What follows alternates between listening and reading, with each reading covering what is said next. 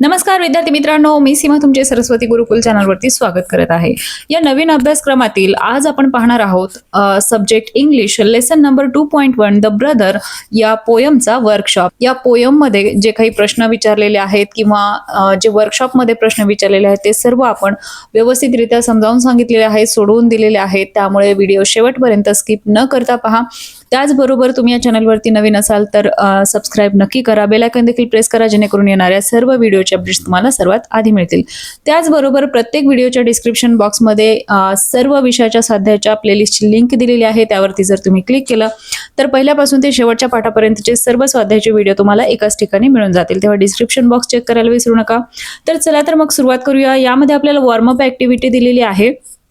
A do as direct. या ठिकाणी आपल्याला सुरुवातीला दिलेला आहे फॅमिली. आता फॅमिलीमध्ये एक घटक आपल्याला दिलेला आहे मदर, म्हणजे या ठिकाणी आपल्याला फॅमिली मेंबर्स लिहायचे आहेत. मग सेकंड लिहूया father, sister, brother, uncle, aunty, जे काही आहेत ते तुम्ही या ठिकाणी लिहू शकता. ग्रँड मदर, ग्रँडफादर, अशा प्रकारे. सेकंड आहे फ्रेंड. फ्रेंड आता या ठिकाणी कसं दिलेलं आहे, क्लेवर, म्हणजे त्याचे गुण दिलेले आहेत. त्या क्वालिटीज लिहूया, जसं काइंड, ऑनेस्ट, हेल्पफुल, अशा बऱ्याचशा आपल्याला लिहिता येतील.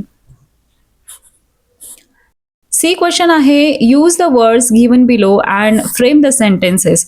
म्हणजे आता खालील शब्द वापरून आपल्याला वाक्य तयार करायचं आहे. तर सुरुवातीला दिलेला आहे स्माइल. स्माइल हा शब्द घेऊन आपल्याला सेंटेन्स तयार करायचा आहे. पाहूया. My mother has a sweet smile. तुम्ही अजून दुसऱ्या प्रकारे लिहिलं तरीही चालेल. Brother, my brother helps me in my studies. त्यानंतर आहे river. The river flows through our village. त्यानंतर आहे sea. The sea is very vast. तर अशा प्रकारे आपल्याला या शब्दांचा वाक्यात उपयोग करायचा आहे. डी क्वेश्चन आहे discuss and write the answers of the following questions. आता खाली जे प्रश्न दिलेले आहेत ते आपल्याला चर्चा करायची आहे आणि सोडवायचे आहेत. फर्स्ट आहे which line do you like the most from the poem and why. म्हणजे या कवितेतील सर्वात जास्त तुम्हाला आवडणारी ओळ कोणती आहे आणि ती का आवडते. तर या ठिकाणी तुम्ही तुमच्या आवडीची ओळ लिहिली तरीही चालेल. या ठिकाणी मी दिलेला आहे you my brother, my moon and sun. आणि व्हायचा आन्सर लिहूया because it shows love and affection for the brother. Second question which qualities of a brother are described in the poem. म्हणजे या कवितेमध्ये भावाच्या कोणत्या क्वालिटीज किंवा कोणते गुण वर्णन केलेले आहेत. Answer is a brother is loving, caring, cheerful and helpful and protective. E question आहे कम्प्लीट द फॉलोइंग लाईन्स. खाली काही लाईन्स दिलेल्या आहेत ज्या कवितेतील आहेत त्या पूर्ण करायच्या आहेत. फर्स्ट आहे when days are dark and nights are long. यासाठी तुम्हाला कविता पाठ असावी लागेल. सेकंड आहे through storm and sun we walk as one. Third आहे together strong you and me. Four आहे in every tear and every smile. F question आहे identify the rhyming words in the poem and write them. या कवितेमध्ये जे काही rhyming words आलेले आहेत ते आपल्याला या ठिकाणी द्यायचे आहेत. पाहूया. डीप, कीप, वन, सन, पेन, गेन, स्माइल, वर्थवाईल, सी, मी, लॉंग, स्ट्रॉंग. आता या ठिकाणी त्यानंतर सिमिली दिलेली आहे. आपण मराठीत जसे अलंकार वापरतो तसे इंग्लिशमध्ये देखील वापरतात. तर सिमिली हा एक अलंकारच आहे. या ठिकाणी काय दिलेलं आहे पाहूया. Read and understand the following sentence. खालील वाक्य वाचायचे आहेत आणि समजून घ्यायचे आहेत. यामध्ये लिहिण्याचा कुठलाही भाग नाही, परंतु हे समजणं गरजेचं आहे. तर पाहूया. या ठिकाणी एक्झाम्पल दिलेलं आहे the moon is like a silver ball shining bright above us all. आता ह्या सेंटेन्समध्ये या कवितेतील ओळीमध्ये काय दिलेलं आहे, moon is compared with silver ball. मूनला काय केलेलं आहे, सिल्वर बॉलशी कम्पेअर केलेलं आहे. सेकंड एक्झाम्पल पाहूया. My heart is like a happy drum. आता heart is compared with happy drum beating fast when fun has come. आता या हर्टला काय केलेलं आहे, कशाशी कम्पेअर केलेलं आहे, हॅपी ड्रमशी. मग आता खाली काय दिलेलं आहे ते पाहूया. When there is a comparison between two different things using words like as it is simile, म्हणजे दोन गोष्टींची जेव्हा तुलना होते किंवा त्यामध्ये लाईक ॲज असे शब्द वापरले जातात त्याला काय म्हणतात, सिमिली म्हणतात. आलं लक्षात. ही आपली जी पोयम आहे तर यातील मॅक्झिमम सेंटेन्स हे सिमिली या अलंकारामध्येच येतात. जी क्वेश्चन आहे, read the poem and complete the following. कविता वाचायची आहे आणि खालील वाक्य पूर्ण करायचे आहेत. The name of the poem is, या कवितेचं नाव काय आहे, the brother. The poet of the poem is, या कवितेचा कवी कोण आहे, Amanjeet Singh. The poem is about, ही कविता कशाबद्दल आहे, a brother's love and support. Fourth आहे, the figure of speech use in the poem is, या कवितेमध्ये फिगर ऑफ स्पीच किंवा जो अलंकार वापरलेला आहे तो कोणता आहे, सिमिली अँड मेटाफर, जो आता एक आपण आत्ताच पाहिलेला आहे. 5. The message of the poem is, या कवितेतून कोणता संदेश दिलेला आहे, love care and support between brother and sister. तर अशा प्रकारे या प्रश्नांची उत्तरे आपल्याला सांगता येतील.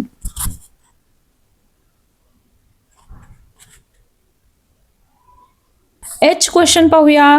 Tail your friend what will your brother do, म्हणजे तुमच्या मित्रांना सांगायचं आहे की तुमचा भाऊ तुमच्यासाठी काय करेल.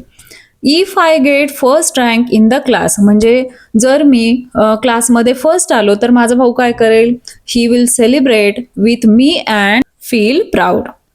सेकंड आहे, if I fall while playing, म्हणजे खेळताना मी जर पडलो तर माझा भाऊ काय करेल, he will help me and take care of my injury. I question आहे, underline the groups of words which indicate simile. आता खाली काही आपल्याला सेंटेन्स दिलेले आहेत, त्यामध्ये आपल्याला अशा शब्द समूहाला अंडरलाईन करायचं आहे ज्यामध्ये सिमिली हे फिगर ऑफ स्पीच ज्यामध्ये दिसून येईल. त्यामध्ये फर्स्ट पाहूया, she is as brave as a lion. आता आपल्याला मागे आपण जी इन्फॉर्मेशन पाहिली त्यामध्ये लाईक ॲज या शब्दाने आपण तुलना केलेली होती. तर या वाक्यांमध्ये कोणकोणत्या ठिकाणी असे वर्ड्स आलेले आहेत तर त्या ठिकाणी आपल्याला अंडरलाईन करायचं आहे. त्यामध्ये आपल्याला कंपॅरिझन समजून येईल. फर्स्ट सेंटेन्समध्ये पाहूया, as brave as a lion. Second sentence, he runs like the wind. आता या ठिकाणी लाईक द विंड या ग्रुप ऑफ वर्ड्सला आपल्याला अंडरलाईन करावं लागेल. थर्ड आहे, the moon is like a silver ball. आता या ठिकाणी लाईक अ सिल्वर बॉल या ग्रुप ऑफ वर्ड्सला आपल्याला अंडरलाईन करावं लागेल.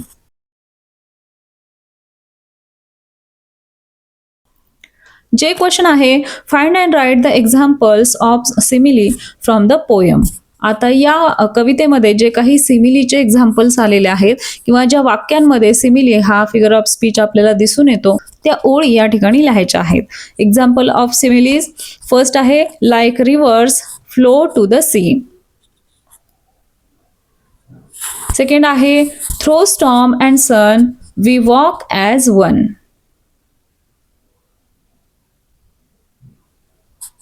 आता या ठिकाणी मेटाफर हा फिगर ऑफ स्पीच दिलेला आहे, याबद्दल माहिती दिलेली आहे. Read the following sentences. खालील ही जी वाक्य आहेत ती वाचायची आहे. यामध्ये लिहिण्याचा कुठलाही भाग नाही, परंतु आपण हे समजून घेणं गरजेचं आहे. पाहूयात.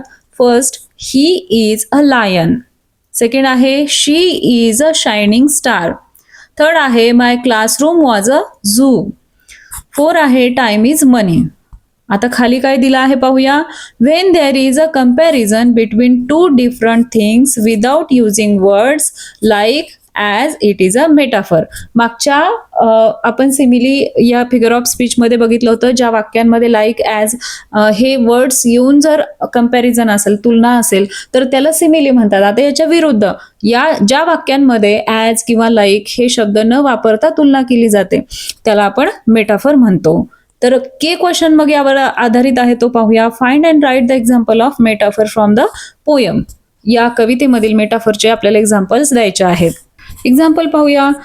You, my brother, my moon and sun. यानंतर पुढचा क्वेश्चन पाहूया. Create a birthday card for your brother. आपल्या भावासाठी बर्थडे कार्ड आपल्याला ड्रॉ करायचा आहे किंवा बनवायचा आहे. आता या ठिकाणी एक सुंदर असं बर्थडे कार्ड बनवलेलं आहे, ज्यामध्ये काही मेसेज देखील लिहिलेला आहे. डिअर दादा, wishing you a very happy birthday. You are the best brother in the world. I hope you get many gifts and eat lots of cake.